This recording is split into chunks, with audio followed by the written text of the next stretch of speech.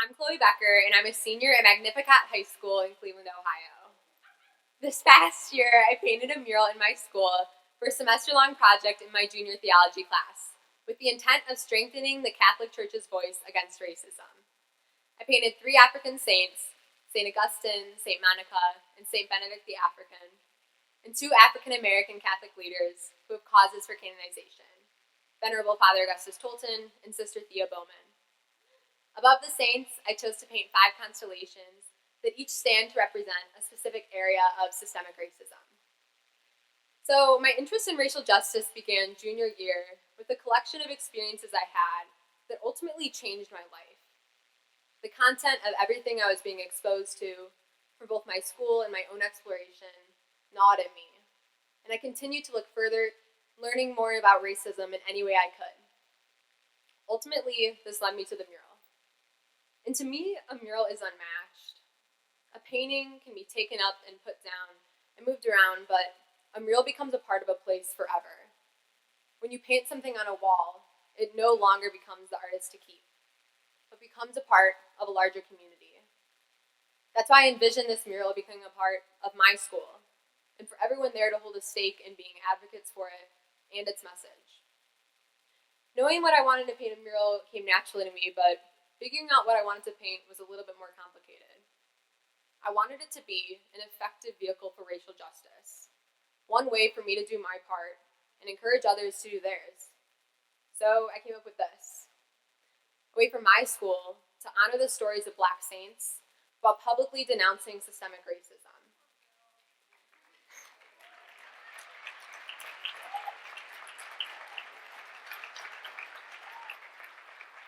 As a Catholic, I feel a responsibility to stretch racial justice as a crucial aspect of living out Catholic social teaching, especially since the USCCB recently released Open Wide Our Hearts, the pastoral letter against racism. That's why I chose to paint African and African American saints, because it allows my predominantly white school to get to know and learn about the stories of saints that they might not have heard about or have seen represented as Black. It also allowed me to truthfully call out the Church's lack of representation of Black saints in her history.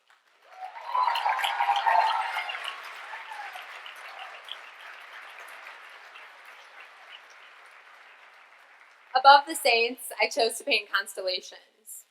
As the bishops teach, it's important for Catholics, and ultimately all Americans, to know about systemic racism, an injustice that devalues the sacredness of human life. Systemic racism exists, woven into the amount of wealth we own, the health care that we receive, the schooling that is available to us, the home that we live in, and the way that the criminal justice system treats us. The 5 constellations above the saints weren't there so that you could find your zodiac sign, but to concretely display those 5 areas of systemic racism. Now, logistically, in order to paint 5 larger-than-life-size people, I needed models. So I reached out to the parishioners of St. Adalbert's, the first Black Catholic parish in Cleveland, who volunteered to help me out. I chose to leave the saints in ordinary clothing, the exact clothes that the models were wearing the day I took their picture. This emphasizes our universal call to holiness, the idea that we all should strive to the holiness of the saints.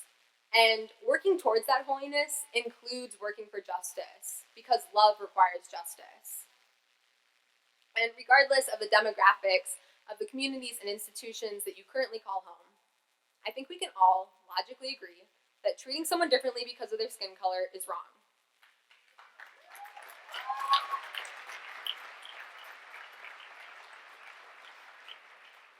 We need to apply this truth to our society as a whole, to our institutions, our media, the way we talk, think, and interact.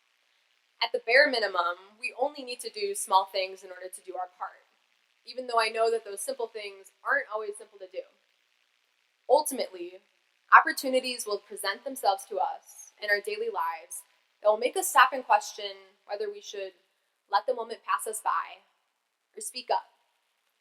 My challenge for myself and for us all is to lift our voices and speak up.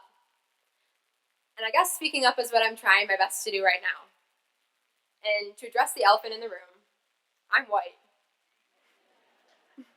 To all the other white people here, we can't say that this doesn't affect us directly, or that we don't have a responsibility to do racial justice work.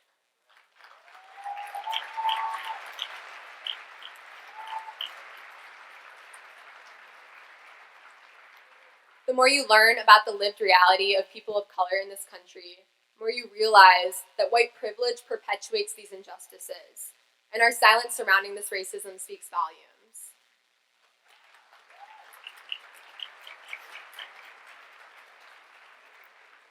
One of the most valuable lessons I've learned through all of this is to lean into the discomfort.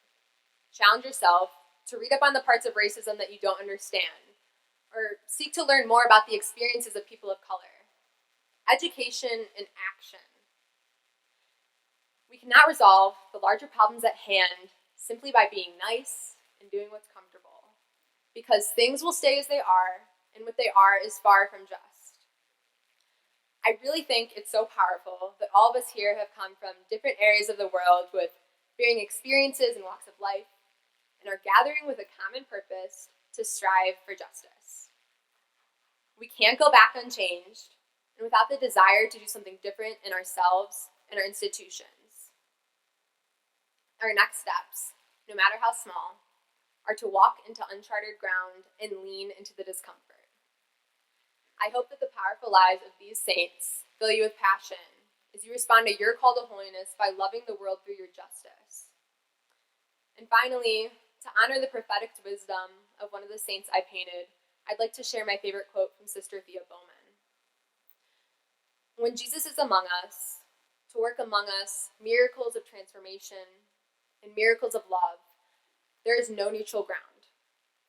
Neutral ground becomes loving ground. Loving ground becomes holy ground. Holy ground becomes kingdom ground. We are the children of the cosmos, the children of the universe. Jesus is among us, working among us. There is no neutral ground. Let's make our country kingdom ground.